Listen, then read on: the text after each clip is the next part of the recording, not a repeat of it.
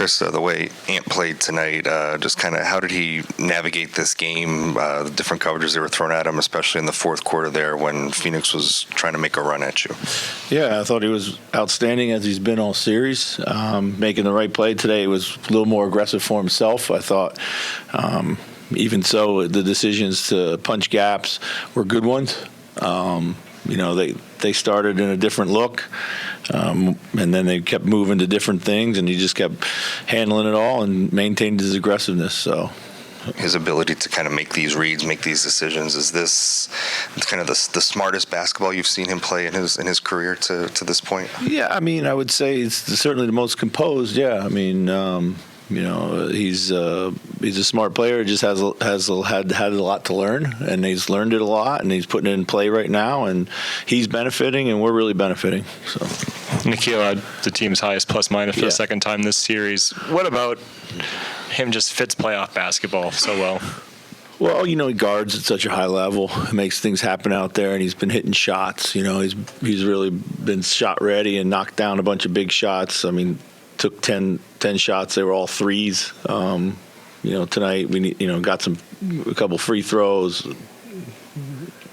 5 assists. So he just kind of did it all. I mean, he's just whatever the game kind of needs, he's really delivered. Whether it's been shot making or attacking a closeout or running the point, and then guarding. Yeah, he's been incredible. So road atmosphere. A lot of guys get in foul trouble early, and it just doesn't seem to phase the team out there. Like, what did you just think of their ability to kind of weather anything? Yeah, I was really pleased with that. We knew exactly what was coming. We wanted to punch first, take their punch, and punch again. And that's kind of how it mapped out. The game was super frantic to begin with. No one could make a layup. Teams were playing extremely fast. Once we settled into the game, it was, when I looked up, I think it was like 18-7 or something like that, and I was very pleased with the start. So, Chris, you guys have been really consistent, it seems, through these 3 games. How much of that consistency do you attribute to what Rudy's been able to do, I guess, on both sides of the ball?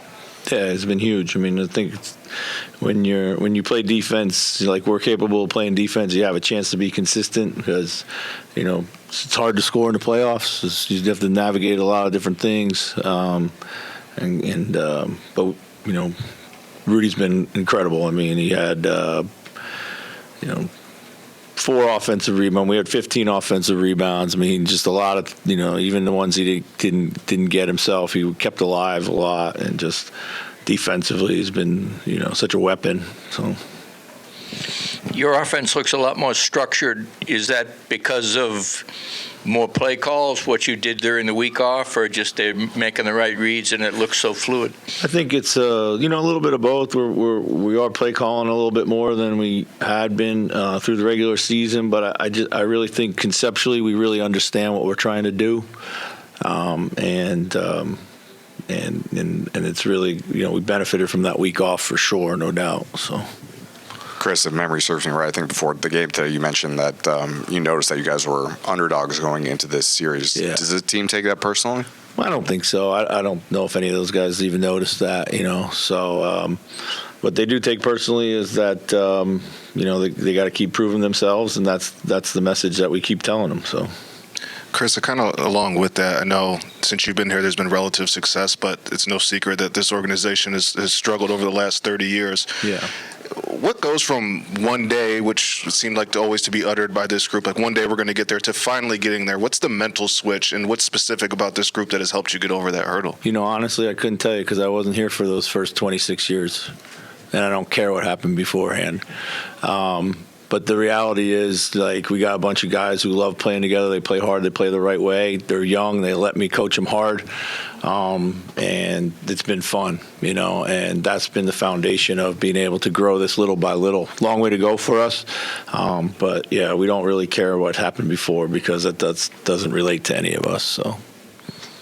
In a pivotal game for Phoenix, you guys led from the opening tip to the final buzzer. Mm-hmm. What does that say about this team's just maturity and how locked in they are right now?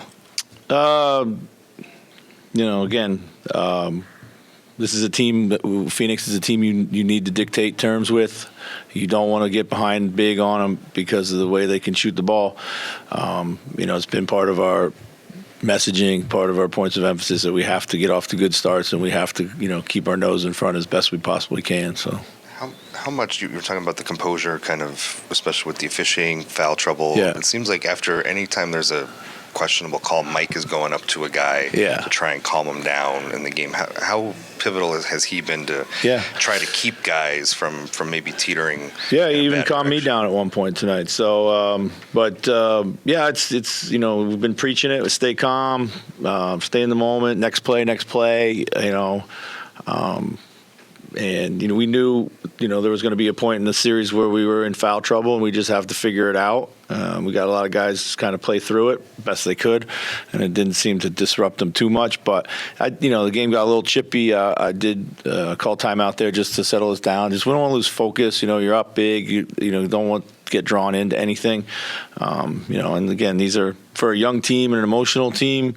These are little tests of your maturity, and Mike is he's got his finger on the pulse of that. So that's why he's so valuable for us. Just another reason. Coach, the Suns started out, you kind of said this in the ESPN broadcast, that they had 15 free throws in the first quarter. That was the story of the game. How'd you kind of just settle your guys down and just kind of limit them getting to the line, because that's what really had them in the game early on?